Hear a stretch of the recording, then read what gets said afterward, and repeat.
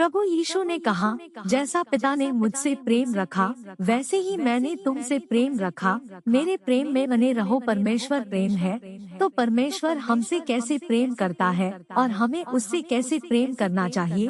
भाई बहन को एक दूसरे से कैसे प्यार करना चाहिए। प्यार के बारे में बाइबल की ये आयतें हमें परमेश्वर के प्यार को जानने और परमेश्वर के लिए सच्चा प्यार हासिल करने का रास्ता दिखाती है। इसे पढ़ना न भूले। परमेश्वर का प्रेम।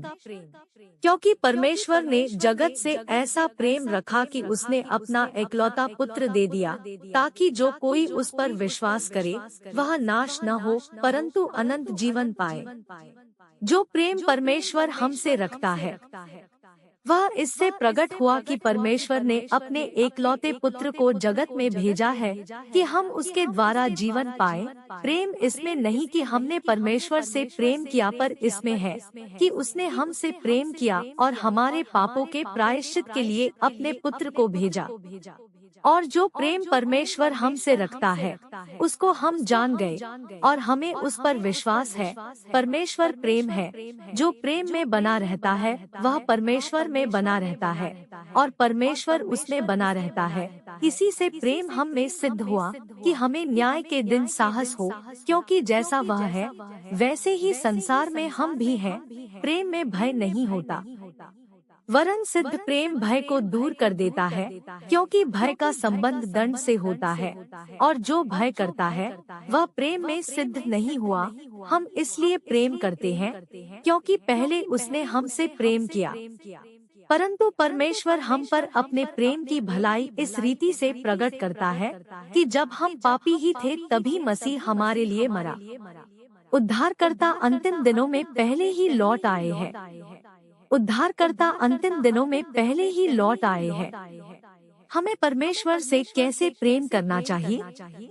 परमेश्वर हमसे प्यार करता है और उसने हमें बचाया है, इसलिए हमें परमेश्वर से प्यार करना चाहिए। यह विवेक और कारण है जो हमारे पास होना चाहिए। तो हमें ईश्वर की इच्छा के अनुसार परमेश्वर से कैसे प्रेम करना चाहिए। और जो मुझसे प्रेम रखते और मेरी आज्ञाओं को मानते हैं उन हजारों पर करुणा किया करता हूँ। यीशु ने उसको उत्तर दिया, यदि कोई मुझसे प्रेम रखे तो वह मेरे वचन को मानेगा और मेरा पिता उससे प्रेम रखेगा और हम उसके पास आएंगे और उसके साथ वास करेंगे। जिसके पास मेरी आज्ञा है और वह उन्हें मानता है वही मुझसे प्रेम रखता है, और जो मुझसे प्रेम रखता है उससे मेरा पिता प्रेम रखेगा और मैं उससे प्रेम रखूंगा और अपने आप को उस पर प्रकट करूंगा।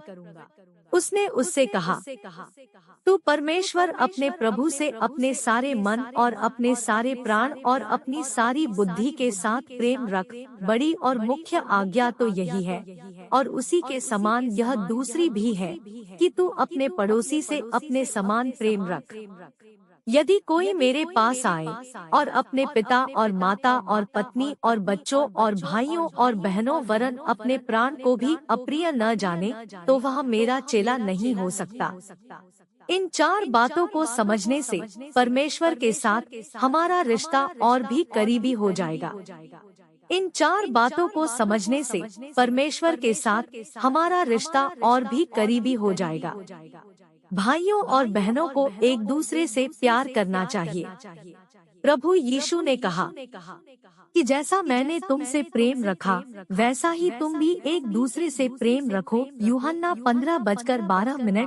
परमेश्वर हमसे प्यार करता है, इसलिए हमें भी भाइयों और बहनों से प्यार करना चाहिए। यह परमेश्वर की आज्ञा है और हमारे प्यारे परमेश्वर की वास्तविक अभिव्यक्तियों में से एक है। तो हमें भाइयों और बहनों से कैसे प्यार करना चाहिए। मैं तुम्हें एक नई आज्ञा देता हूँ कि एक दूसरे से प्रेम रखो। जैसा मैंने तुमसे प्रेम रखा है वैसा ही तुम भी एक दूसरे से प्रेम रखो। यदि आपस में प्रेम रखोगे तो इसी से सब जानेंगे कि तुम मेरे चेले हो, जबकि तुमने भाईचारे के निष्कपट प्रेम के निमित्त सत्य के मानने से अपने मनों को पवित्र किया है। तो तन मन लगाकर एक दूसरे से अधिक प्रेम रखो। परमेश्वर को कभी किसी ने नहीं देखा। यदि हम आपस में प्रेम रखें तो परमेश्वर हम में बना रहता है और उसका प्रेम हम में सिद्ध होता है। ईसाई जीवन जो प्रभु की मंशा के अनुरूप दूसरों के साथ आपसी संवाद करने का तरीका सिखाते हैं। ईसाई जीवन जो प्रभु की मंशा के अनुरूप दूसरों के साथ आपसी संवाद करने का तरीका सिखाते हैं। परमेश्वर कहते हैं, केवल सृष्टिकर्ता में ही इस मानव जाति के लिए कोमलता है, केवल सृष्टिकर्ता ही इस मानव जाति के लिए करुणा और स्नेह दिखाता है, केवल सृष्टिकर्ता ही इस मानव जाति के प्रति सच्चा अटूट स्नेह रखता है। इसी प्रकार केवल सृष्टिकर्ता ही इस मानव जाति पर दया कर सकता है और अपनी संपूर्ण सृष्टि को संजो सकता है। उसका हृदय मनुष्य के हर कार्य पर उछलता और पीड़ित होता है। वह मनुष्य की दुष्टता और भ्रष्टता पर क्रोधित, परेशान और दुखी होता है। वह मनुष्य के पश्चाताप और विश्वास से प्रसन्न, आनंदित, क्षमाशील और उल्लसित होता है। उसका हर एक विचार और अभिप्राय मानव जाति के अस्तित्व के लिए है और उसी के इर्द गिर्द घूमता है। उसका स्वरूप पूरी तरह से मानव जाति के वास्ते प्रकट होता है।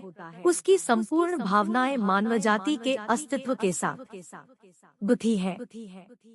मनुष्य के वास्ते वह भ्रमण करता है और यहाँ वहाँ भागता है।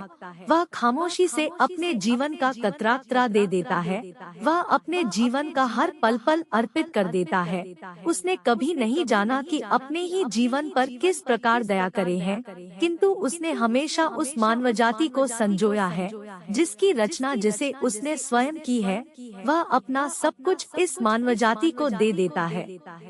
वह बिना किसी शर्त के और बिना किसी प्रतिफल की अपेक्षा के अपनी दया और सहनशीलता प्रदान करता है। वह ऐसा सिर्फ इसलिए करता है ताकि मानवजाति उससे जीवन का पोषण प्राप्त करते हुए उसकी नजरों के सामने निरंतर जीवित रह सके। वह ऐसा सिर्फ इसलिए करता है ताकि मानवजाति एक दिन उसके सम्मुख समर्पित हो जाए और यह जान जाए कि वही मनुष्य के अस्तित्व का पोषण करता है और समूची सृष्टि के जीवन की आपूर्ति करता है। सर्वशक्तिमान ने पूरी तरह से पीड़ित इन लोगों पर दया की है। साथ ही वह उन लोगों से तंग आ गया है जिनमें चेतना की कमी है, क्योंकि उसे मनुष्य से जवाब पाने के लिए बहुत लंबा इंतजार करना पड़ा है। वह तुम्हारे हृदय की, तुम्हारी आत्मा की तलाश करना चाहता है, तुम्हें पानी और भोजन देना और तुम्हें जगाना चाहता है, ताकि अब तुम भूखे और प्यासे न रहो जब तुम थक जाओ और तुम्हें इस दुनिया की बेरंग उजड़ेपन का कुछ कुछ एहसास होने लगे, तो तुम हारना मत, रोना मत, दृष्टा। सर्वशक्तिमान परमेश्वर किसी भी समय तुम्हारे आगमन को गले लगा लेगा। परमेश्वर का प्रेम किसी झरने के जल के समान फैलता है और तुम्हें, मुझे और अन्य लोगों को और उन सबको दिया जाता है जो वास्तव में सत्य को खोजते और परमेश्वर के प्रकटन की प्रतीक्षा करते हैं।